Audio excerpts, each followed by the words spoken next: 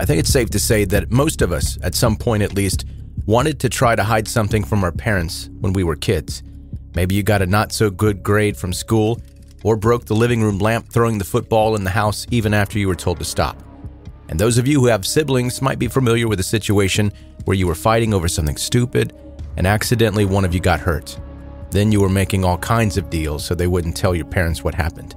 But not many of us would go so far as 14-year-old Josh Phillips went, fearing his parents' reaction. To him, murder was an easier choice than facing his father's anger.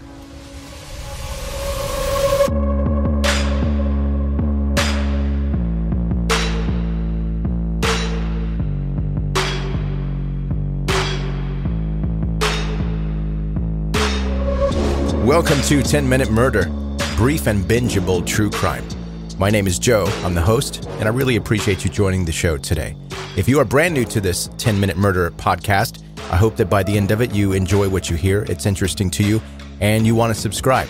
Just find wherever you're listening right now and hit the subscribe button. Also connect with 10-Minute Murder on social media. Any place that you want to find 10-Minute Murder, just type it into the search bar and it'll pop right up. Or in the show notes of this episode, I'll leave links to where you can just easily click the link and it'll take you right to 10-Minute Murder on social media. Today's episode is very interesting, so I'm not going to delay. Let's get right to it.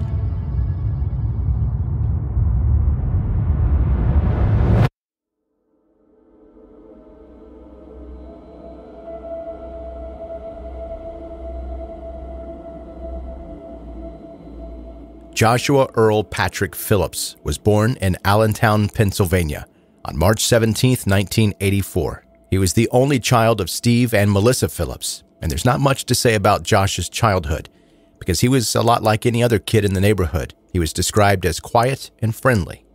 According to his teachers, Josh was popular with his peers and an average student who did not really stand out that much. But while Josh and his parents might have seemed like a happy little family from an outsider's point of view, the reality behind the scenes was quite different. In 1997, the Phillips family packed up their things and moved to the Sunshine State. Inside their new home in Jacksonville, Florida, Steve ruled with an iron fist. He was a violent drug addict and alcoholic who kept his wife and son in constant fear. Steve had made a list of rules for Josh and got angry if he brought other kids inside the house. For an unknown reason, Steve especially hated young girls. So much so that when Melissa was pregnant with Josh, she thought, please let it be a boy. Please let it be a boy.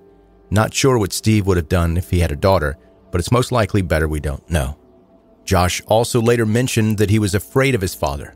He said, quote, "If I did something wrong, he always had kind of a short temper, and sometimes I never knew what he'd do." But then Josh went on and did the one thing that his father hated the most. He brought a girl into the house.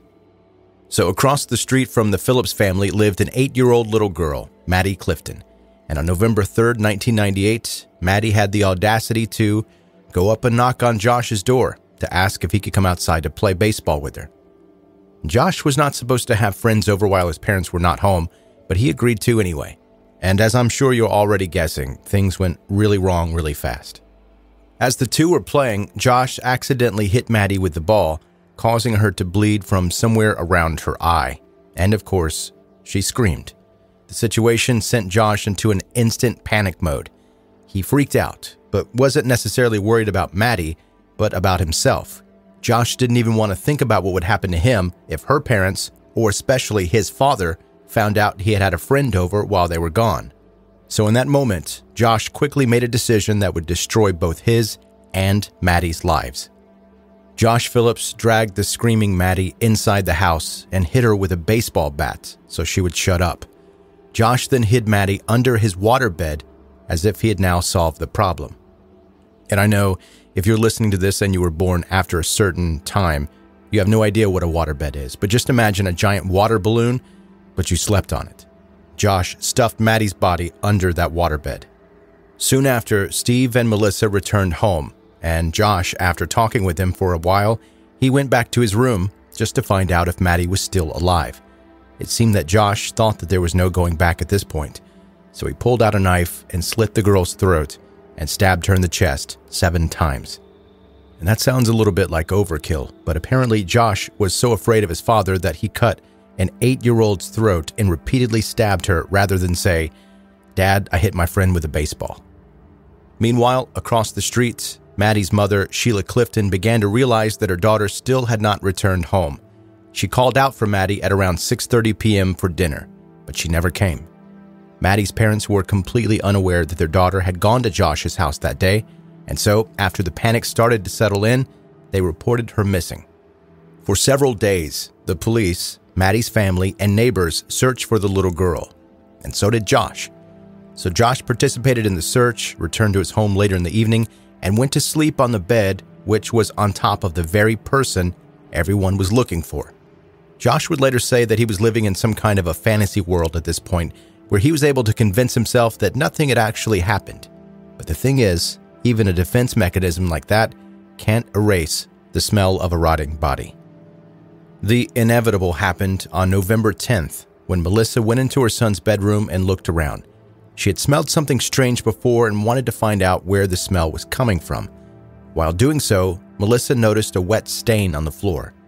Thinking Josh's waterbed might be leaking, she removed a piece of the plywood at the front of the base and immediately saw 2 tiny legs sticking out. Horrified, Melissa ran to call the police. Josh was arrested later that day at his school, and within a few hours, he confessed. Josh told the detectives what happened and how he accidentally hurt Maddie and panicked. However, according to prosecutors, several details in Josh's story didn't quite add up. It was suggested that Josh actually had a sexual motive because Maddie was found without her pants and underwear. Josh explained that the girl's clothing had come off when he dragged her inside, but the prosecutors didn't believe that story based on the lack of sand on Maddie's body.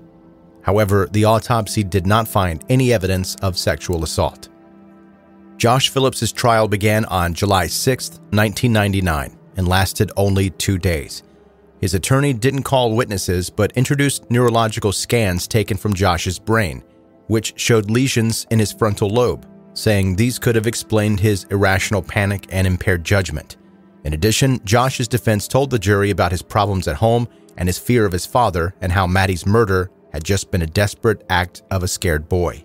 But in the end, the jury did not buy it.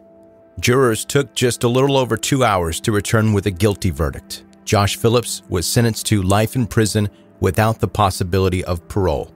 His young age saved him from the death penalty. Since then, Josh has been a model prisoner in the Taylor Annex. His father was killed in a car accident in 2000, and if Josh still blamed his father for his actions on that day, he might have felt a little bit of justice in that moment.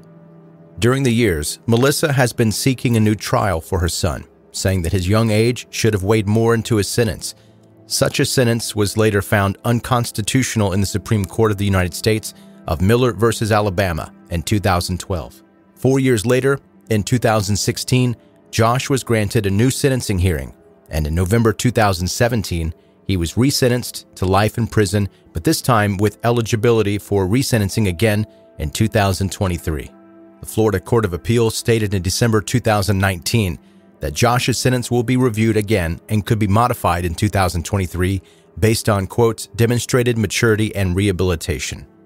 Josh has expressed extreme remorse for his actions and wanted to apologize to Maddie's family in person, but the Cliftons do not have any desire to see or talk to their daughter's killer.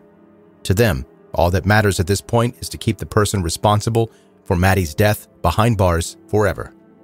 In 2023, Josh Phillips will be 39 years old.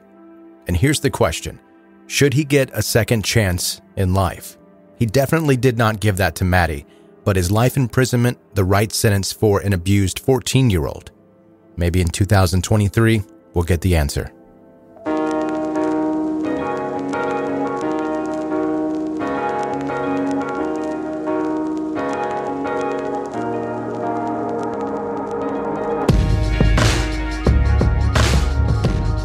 That's today's 10-Minute Murder. Brief and bingeable true crime. Again, I'm Joe, the host, and I really appreciate you joining today. And as I mentioned at the beginning of this episode, if this is the first time you're listening to this podcast, I hope you enjoyed it and you find the subscribe button wherever you're listening right now and subscribe to 10-Minute Murder. You won't miss any future episodes of the podcast. They'll automatically come to you when you open the app and go to listen to it. You can also connect with 10 Minute Murder on Facebook, Instagram, and Twitter.